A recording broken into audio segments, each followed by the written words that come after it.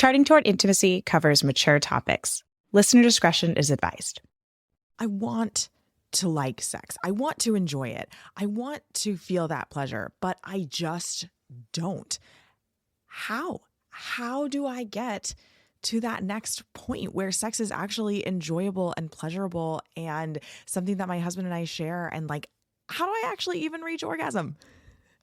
If any of these questions have gone through your head before, this episode is for you. Welcome to Charting Toward Intimacy, the podcast for Catholic women that helps you improve your sex life, strengthen your marriage, and embrace God's design for love. My name is Ellen Holloway, and today we are talking about how to actually enjoy sex. So you might be sitting here and you're like, yeah, I'm open to sex. I'm willing to initiate sex, but I just don't actually like it. And I want to like it. I want this to be a part of my marriage that my husband and I share. I just want you to know, like, before we jump further into this episode, that feeling of like, well, it's fine. It's not that bad. Or maybe that feeling of like, I guess this is just how it is very, very common. You are not alone. If you kind of are just like sex is fine. In this episode, we're going to talk about how enjoyment of sex is not automatic. It takes specific effort to reach that enjoyment of sex. And that specific effort and focusing on that pleasure is not shallow, it's not selfish, it's not sinful, and it is not optional, is what I'm going to argue here. I don't want you to endure sex. I want you to enjoy sex. God did not design marriage for endurance. He designed marriage for mutual pleasure, mutual enjoyment, for getting each other to heaven, right? But this is not about enduring it. This is not about just getting through it.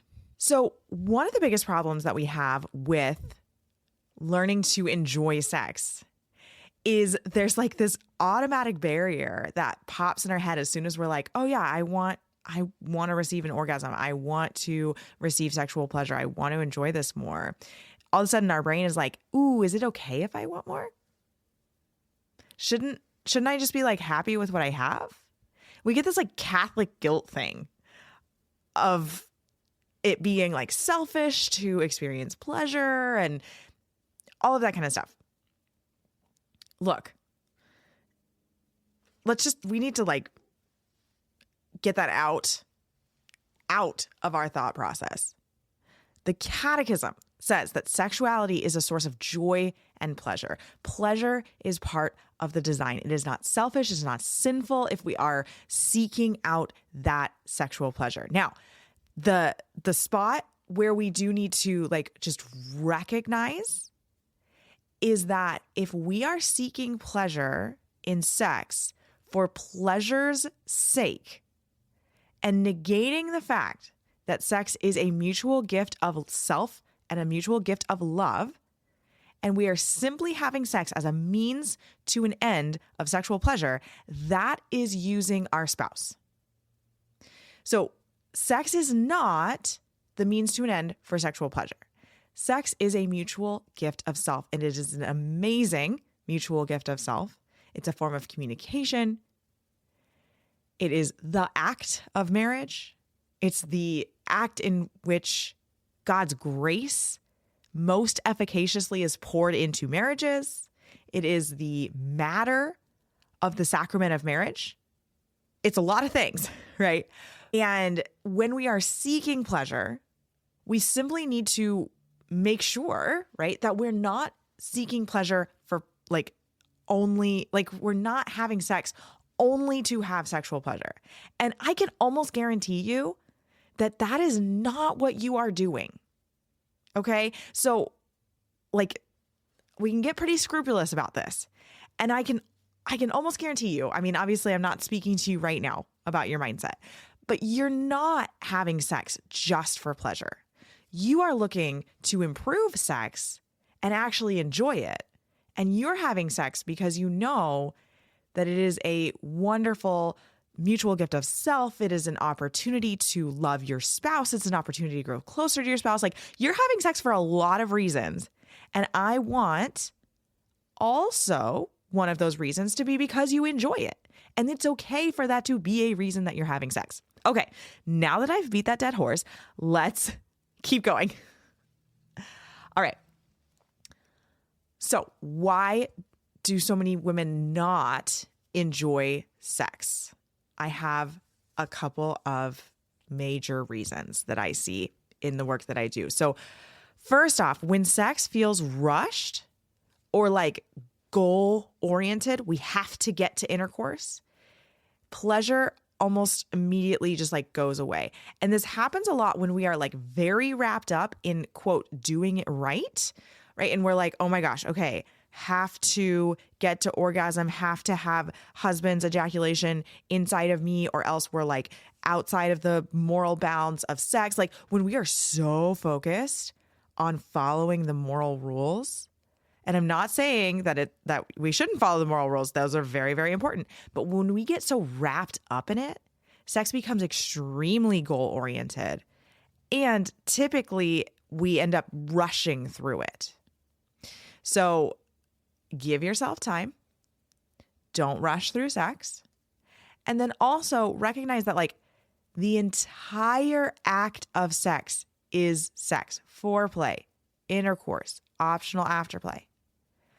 All of that is sex.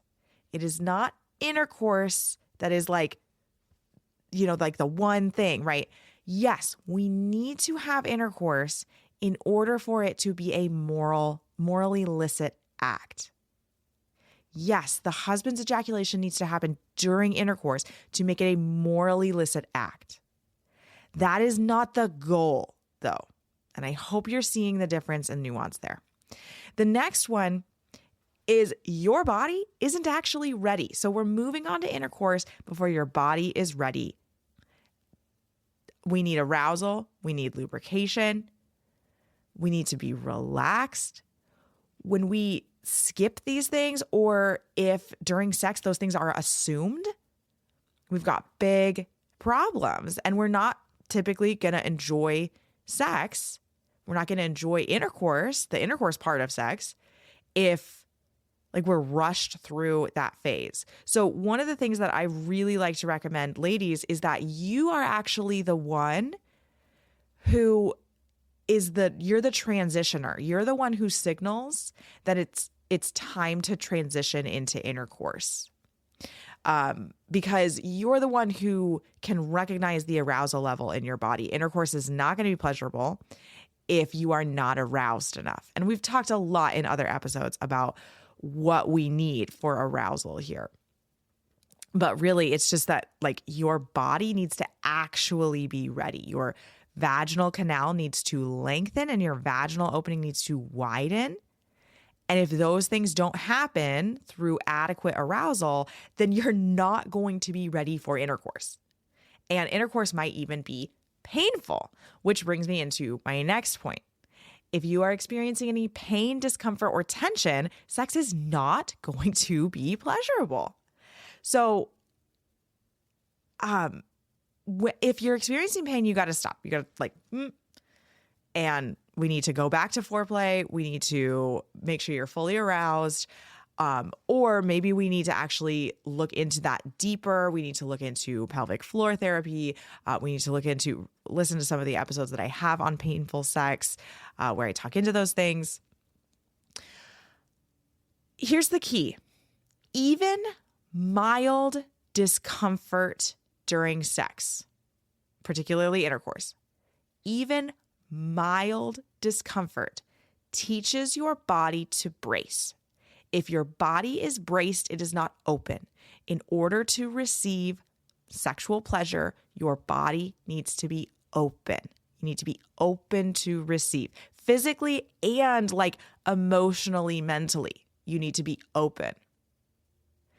So pain and discomfort need to be addressed as soon as possible so that sex can actually be pleasurable. It is never going to work to push through pain.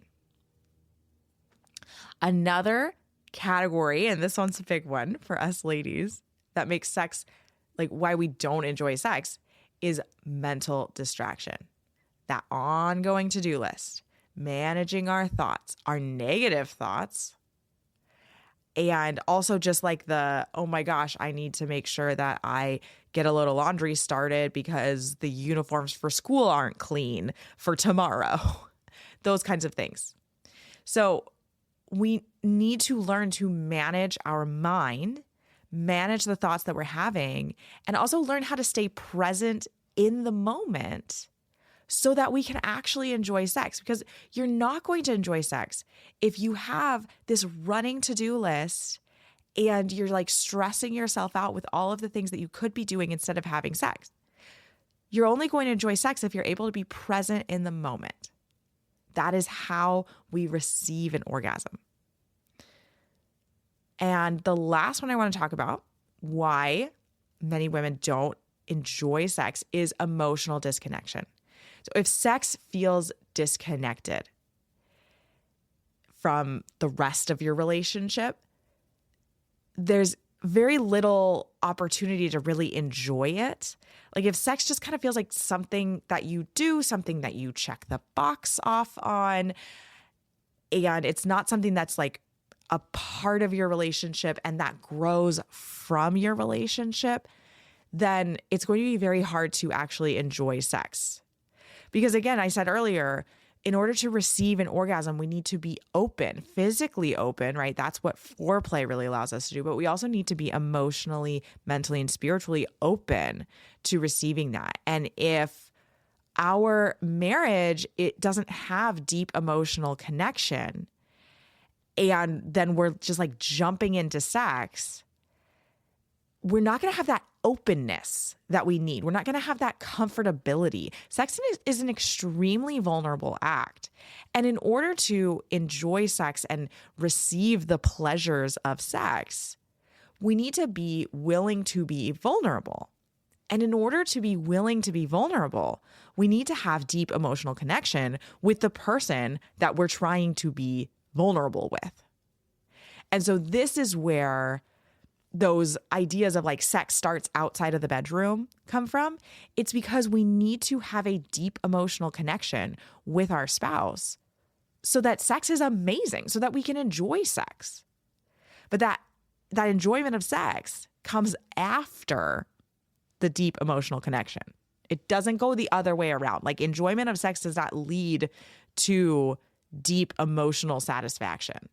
Like it just doesn't. That's the wrong way. You got to go the other way. All right. Now, the real missing piece, once we tackle those things, the real missing piece is body literacy, is the fact that no one taught you where pleasure actually comes from in the female body. Nobody taught you about how arousal works. No one taught you how pleasure feels in your body. No one taught you really exactly like what the structure of the clitoris is and how it even works to create an orgasm in your body. And so it's okay. It's okay that you don't know these things because no one explicitly gave you instruction on how to enjoy sex. And that is what I'm here for. That is why I'm doing what I'm doing, because I did not receive that instruction. And it was really hard to figure it out.